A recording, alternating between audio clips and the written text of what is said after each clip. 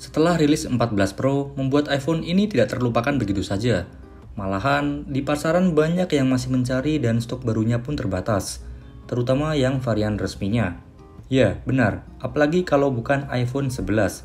iPhone ini digadang-gadang menjadi penerus iPhone XR, dan ya, benar, semua itu benar.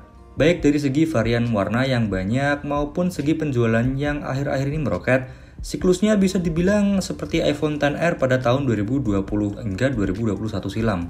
Pada konten sebelumnya, kita pernah membuat konten unboxing iPhone 11 ini, dan inilah iPhone 11-nya setelah 4 bulan lebih lamanya dibongkar alias di unboxing. Bagaimana performanya, kameranya, dan apakah baterai health-nya masih bagus? Masih properkah juga iPhone ini untuk dipakai beberapa tahun ke depan, mengingat iPhone ini yang usianya sudah cukup berumur ya? Karena pada tanggal perilisannya ialah pada tahun 2019 akhir. Mari kita bahas dan ulas secara ringkas.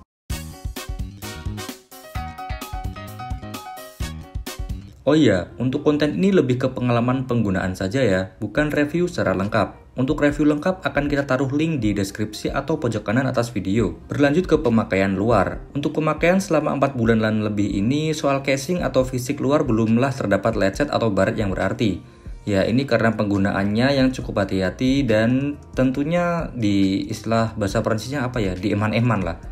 Dan pemasangan case di sini cukup berperan, karena ya gimana ya, tentunya untuk menghindari timbulnya defek yang disebabkan oleh gesekan-gesekan, baik itu keluar masuk kantong atau tas dan lainnya. Sangat tidak disarankan bagi kalian untuk membeli jelly case model atau macam ini ya, alias yang murahan, karena lama-kelamaan akan menguning dan akan mengurangi estetika iPhone 11 ini. Ya kali HP-nya iPhone tapi jelly case-nya kayak gini kan. Material casing belakang iPhone 11 ini sudah menggunakan material kaca, yang dimana sudah mendukung wireless charging, namun belum dilengkapi MagSafe seperti iPhone 12, 13, dan 14, yang tentunya dalam pengisian daya wireless charging tidak bisa, tidak bisa trap lah, kepasang lekat kayak magnet gitu. Namun untuk pengisian daya wireless masih bisa-bisa saja sih, cuma ya nggak trap gitulah, kayak iPhone 12, 13, atau 14 lah. Berlanjut ke layar, iPhone 11 ini tentunya tak luput dari pemasangan tempered glass, dan tempered glass tersebut tidak luput dari kondisi seperti ini ya. Ini sih keteledoran pribadi sih, nggak pilih tempered glass yang cukup bagus. Overall layarnya masih normal fungsional, dan untuk warna pada layarnya ini menghasilkan warna yang cukup nyaman di mata. Sekedar menikmati konten video streaming seperti di YouTube, Netflix, atau media online yang lain cukup nyaman-nyaman saja. Ya, hal ini memang didukung sertifikasi Liquid Retina Display dari Apple. Bentang layar 6,1 inchinya di sini tidak terlalu kecil dan tidak terlalu besar. Paslah di genggaman atau di tangan kalian. Berbicara soal layar lagi, transisi animasi yang ditampilkan di sini cukup smooth. Walaupun belum promotion display 120 Hz. Tapi ya gak penting-penting amat lah. Transisi yang ditampilkan sudah cukupan kok. Dan responsivitas sentuhan layar yang masih enak untuk disentuh alias ditutul alias ditunjuk. Ya, intinya masih respon dan masih nyaman. Berlanjut ke baterai. Nah, ini nih, yang ditunggu-tunggu mesti.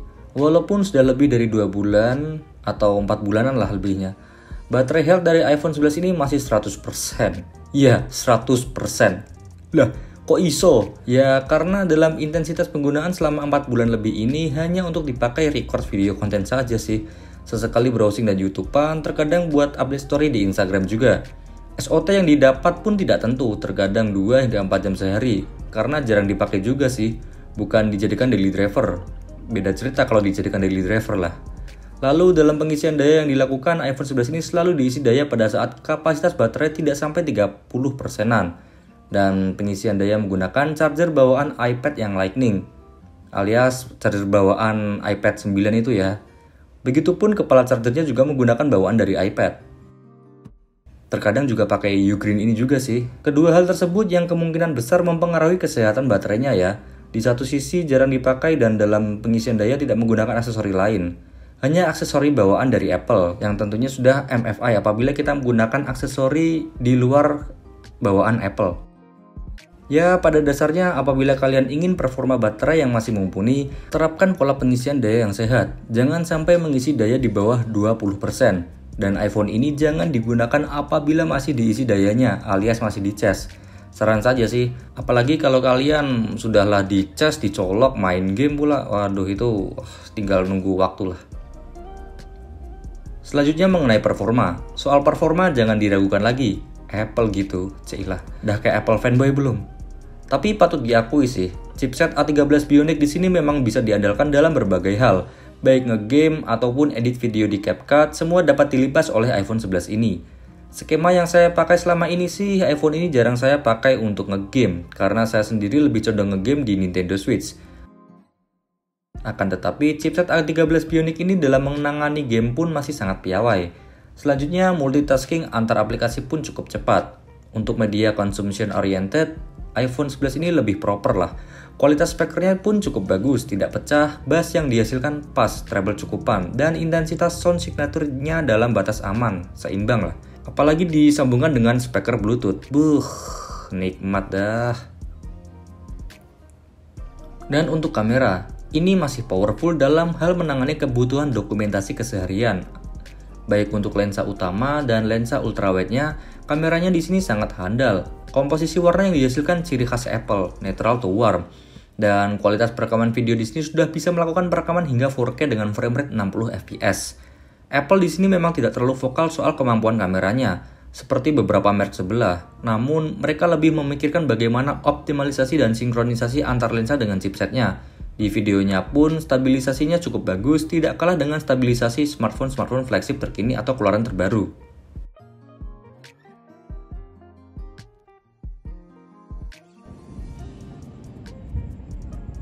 Ya, dan ini merupakan hasil dari kamera belakang iPhone 11 pada malam hari. Bisa kita lihat untuk warnanya, dan di sini kondisi kurang cahaya, dan apabila kita arahkan cahaya terdapat flare yang mantul ya. Ya seperti itulah. Tapi masih cukup bagus dan stabilisasinya cukup smooth. Oke. Berlanjut ke update software. Berkaca dari produk Apple sebelumnya yang pernah dirilis, tentunya iPhone 11 ini akan didukung beberapa tahun ke depan. Maksimal sih sampai iOS berapa ya? 16, 17. Ya intinya umur iPhone ini masih panjang. Dan jangan lupa garansi Apple Care di sini memiliki rentang waktu 1 tahun, yang tentunya sudah berjalan pada saat iPhone ini pertama kali dinyalakan alias pada saat di unboxing kemarin. Dan soal harga, iPhone 11 ini sudah cukup turun signifikan apabila dibandingkan dari harga pertama rilis. Untuk iPhone 11 yang baru dengan varian kapasitas memori yang 64GB yang resmi Indo pun sudah 7 jutaan dan yang 128GB sudah 8,5 jutaan. Namun untuk sekarang sih harganya mulai digoreng ya alias naik. Di beberapa marketplace pun iPhone 11 ini yang 128GB sudah menyentuh angka 9 jutaan. Ya alternatifnya sih carilah iPhone second X user yang benar-benar masih bagus kondisinya. Pastikan semua fungsi normal dan X garansi resmi agar tidak terkena pemblokiran IMEI. Akhir kata, iPhone 11 ini masih worth it untuk dipakai dalam jangka waktu yang ya 2-3 tahunan lah. Mengingat update softwarenya yang masih didukung serta kualitasnya baik dari segi kamera, spesifikasi, baterai, dan lainnya. Baiklah, sekian dari saya video tentang iPhone 11 ini dalam pemakaian 4 bulan lebih. Dan tetaplah ingat, setiap ada kelebihan pastinya ada kekurangan, setiap ada kekurangan pastinya ada kelebihan. Share apabila kalian berkenan, like apabila kalian suka, komentar untuk berikan saran, dan subscribe agar tidak ketinggalan. Salam hangat dari saya, sayonara.